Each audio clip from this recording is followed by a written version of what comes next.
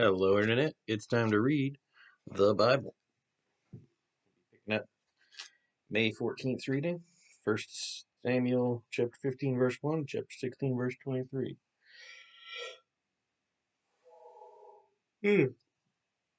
As for funny voices, I haven't done the King of a Hill gang in a while, so I guess I'll start with Hank Hill and see if I feel like switching or not. One day, Samuel said to Saul, "I crowned you king of Israel because God told me to. Now, now be sure that you obey him. Here's a commandment to you. I've decided to settle accounts with the nation of Amalek for refusing to allow my people to cross their territory when Israel came from Egypt. Now go and completely destroy the entire nation of Amalek, men, women, babies, little children, oxen, sheep, camels, and donkeys." So Saul mobilized his army at Telaim. There were 200,000 troops in addition to 2,000 men from Judah. The Amalekites were camped in the valley below them.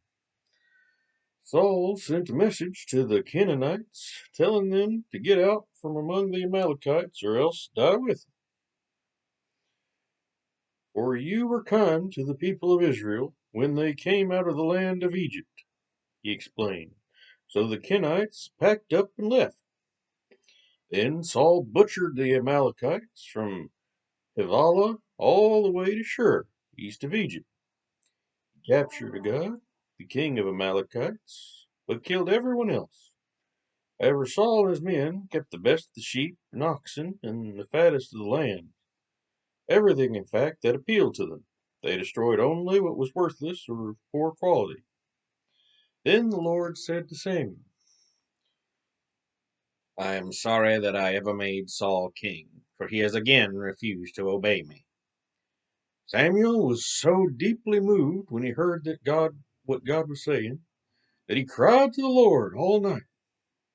Early the next morning he went out to find Saul.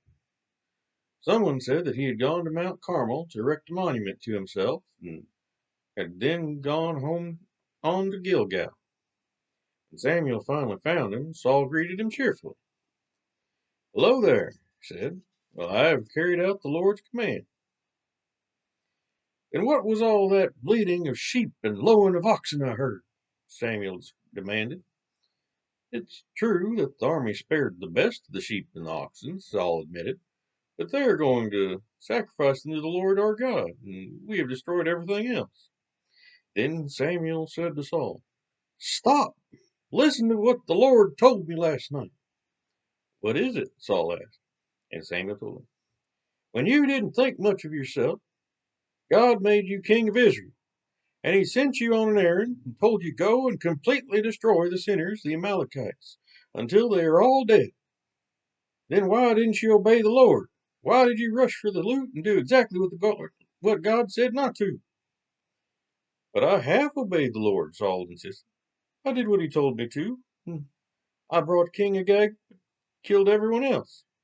It was only when my troops demanded it that I let them keep the best of the sheep and oxen to loot for sacrifice to the Lord." Samuel replied, "Has the Lord as much pleasure in your burnt offerings and sacrifices as in your obedience? Obedience is far better than sacrifice. Remember that one, folks. He is much more interested in your listening to him than in your offering the fat of rams to him. Rebellion is as bad as the sin of witchcraft, and stubbornness is as bad as worshiping idols. And now, because you have rejected the word of Jehovah, he has rejected you from being king." "I have sinned," Saul finally admitted. "Yes, I have disobeyed your instructions and the command of the Lord, for I was afraid of the people and did what they demanded. Oh, please pardon my sin now and go with me to worship the Lord." But Samuel replied, "It's no use. Since you have rejected the commandment of the Lord, he has rejected you from being the king of Israel." As Samuel turned to go, Saul grabbed him to try and hold him back and tore his robe. And Samuel said to him, "See, the Lord has torn the kingdom of Israel from you today, and has given it to a countryman of yours who is better than you are." and he who is the glory of Israel is not lying, nor will he change his mind, for he is not a man. Then Saul pleaded again, I've sinned, but at least honor me before the leaders and before my people by going with me to worship the Lord your God. So Samuel finally agreed and went with him. Then Samuel said, Bring King Agag to me. Agag arrived, all full of smiles, for he thought, Surely the worst is over, and I have been spared. But Samuel said, As your sword has killed the sons of many mothers, now your mother shall be childless. And so Samuel chopped him in pieces before the Lord at Gilgal. Then Samuel went home to Ramah, and Saul returned to Gibeah. Samuel never saw Saul again, but he mourned constantly for him. And the Lord was sorry that he had ever made Saul king of Israel.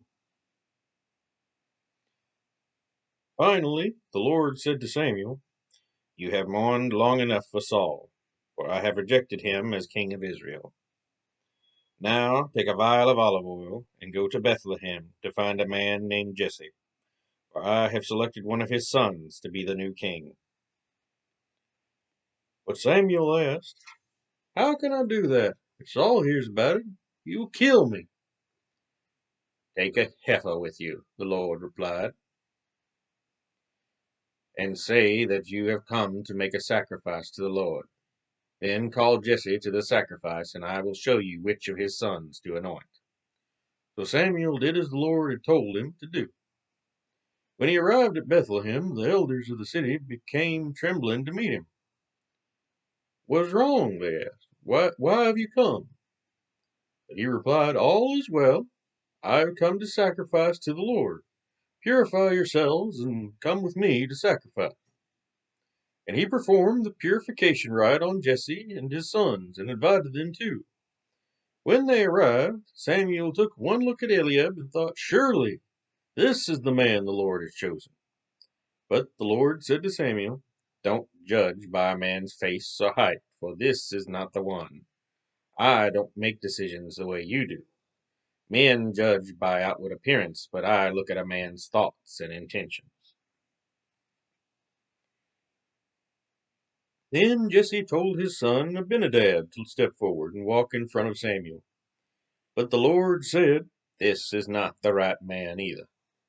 Next Jesse summoned Shammah, but the Lord said, No, this is not the one. In the same way, all 7 of his sons presented themselves to Samuel and were rejected. The Lord has not chosen any of them, Samuel told Jesse. Are these all there are? Well, there is the youngest, Jesse replied, but he's out in the fields watching the sheep. Send for him at once, Samuel said, for we will not sit down to eat until he arrives. So Jesse sent for him. He was a fine-looking boy, ruddy-faced, with pleasant eyes. And the Lord said, This is the one. Anoint him. So as David stood there among his brothers, Samuel took the olive oil he had brought and poured it upon David's head. And the Spirit of Jehovah came upon him and gave him great power from that day onward. Then Samuel returned to Ramah.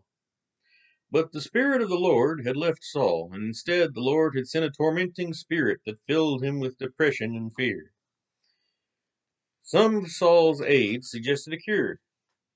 We'll find a good harpist to play for you whenever the tormenting spirit is bothering you. The harp music will quiet you, and you will soon be well again. All right, Saul said, find me a harpist. One of them said he knew a young fellow in Bethlehem, the son of a man named Jesse, who was not only a talented harp player, but was handsome, brave, and strong, and had good, solid judgment. What's more, he added, the Lord is with him. So Saul sent messengers to Jesse, asking that he send his son David to the shepherd. Jesse responded by sending not only David, but a young goat and a donkey carrying a load of food and wine. From the instant he saw David, Saul admired and loved him, and David became his bodyguard. Then Saul wrote to Jesse, Please let David join my staff, for I am very fond of him. And whenever the tormenting spirit from God troubled Saul, David would play the harp, and Saul would feel better, and the evil spirit would go away. Moving on to John chapter 8, verses 1 through 20. Jesus returned to the Mount of Olives, but early the next morning he was back again at the temple. A crowd soon gathered, and he sat down and talked to them. As he was speaking, the Jewish leaders and Pharisees brought a woman caught in adultery and placed her out in front of the staring crowd. "Teacher," they said to Jesus, "this woman was caught in the very act of adultery. Moses' law says to kill her. What about it?" They were trying to trap him into saying something they could use against him, but Jesus stooped down and wrote in the dust with his finger. They kept demanding an answer, so he stood up again and said, "All right, hurl the stones at her until she dies, but only he who has never sinned may throw the first stone." Then he stooped down again and wrote some more in the dust. And the Jewish leaders slipped away one by one, beginning with the eldest, until only Jesus was left in front of the crowd with the woman. Then Jesus stood up again and said to her, "Where are your accusers? Didn't even one of them condemn you?" "No, sir," she said. And Jesus said, "Neither do I. Go and sin no more." Later, in one of his talks, Jesus said to the people, "I am the light of the world. So if you follow me, you won't be stumbling through the darkness, for living light will flood your path." The Pharisees replied, "You're boasting and lying." Jesus told them, "These claims are true, even though I make them concerning myself.